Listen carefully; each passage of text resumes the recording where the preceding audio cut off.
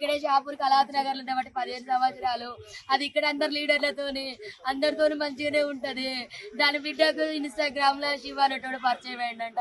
అది ఒక 5 days కింద లేచిపోయింది. 5 days కింద లేచిపోతే పోలీస్ స్టేషన్ లో కంప్లైంట్ ఇచ్చిందంట. పోలీస్ స్టేషన్ లో కంప్లైంట్ ఇస్తే సార్ వాళ్ళు వెళ్ళి అబ్బాయిని తీసుకొచ్చి అమ్మాయిని తీసుకొచ్చిల్లంట.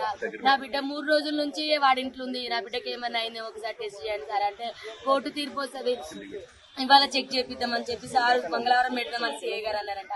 అక్కడ నుంచి దాన్ని ఇంటికి తీసుకొని వచ్చింది. మరి వాళ్ళని ఎట్లీట్స్ పెట్టిలో నాకు తెలియదు సార్, వాళ్ళ లోపలనే ఉండే. వాడు ఎట్లా బయటకు వచ్చిందో తెలియదు.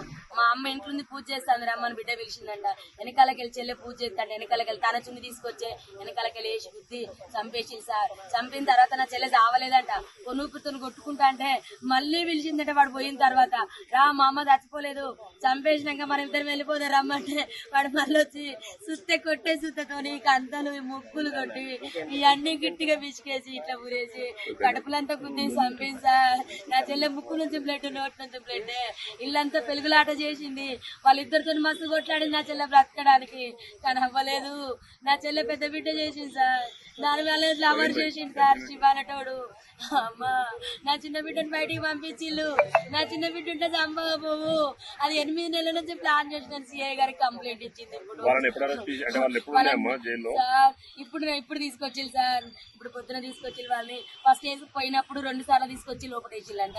మరి వాళ్ళు ఎందుకు పిచ్చిల్లో ఏ రకంగా బయటకు వచ్చినో తెలియదు సార్. వాడు బయటకు వచ్చి వెంటనే మా చెల్లెని చంపేసిండు.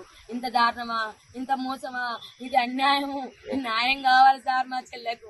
ఇంత అన్యాయమైన పరిస్థితి తల్లికి కేసంద్రం మండలం గ్రామం వినుగుర్తి సార్. మా దగ్గర అమ్మ కళాశారదిలో జాబ్ చేస్తుంది సార్. ఇక్కడ కళావతి నగర్ లో కళాశారదిలో జాబ్ చేస్తుంది. ఆమె మహిళా మండలిలో పనిచేస్తుంది. సాకలైలమ్మ మన్మరాలని ఆమె ఉద్యమాలు చేస్తుంది. అందకృష్ణ మాదిగతో కూడా ఆమె అందకృష్ణ మాదిగ దాంట్లో కూడా SC/ST మైనార్టీ అధ్యక్షురాలు సార్. ఆమె తలం పెద్దది సార్. ఆమె సాగు చిన్నది సార్.